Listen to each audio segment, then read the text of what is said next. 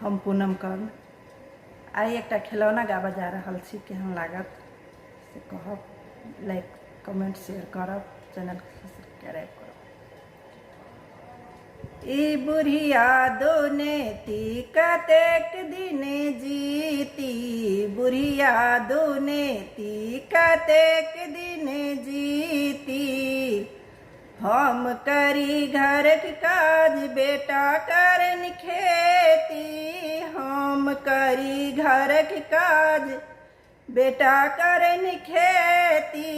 बेटी के अपना पलंग पर बैसती, बुढ़िया दुनेती कतेक दिन जीती, बुढ़िया दुनेती कतेक दिन जीती।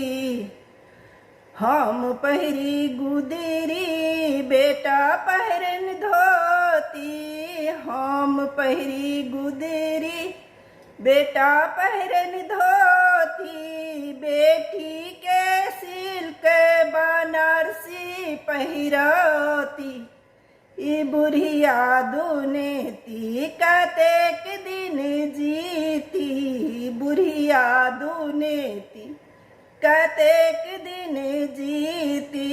हम खाई खुदिया बेटा खाइन रोटी, हम खाई खुदिया बेटा खाइन रोटी।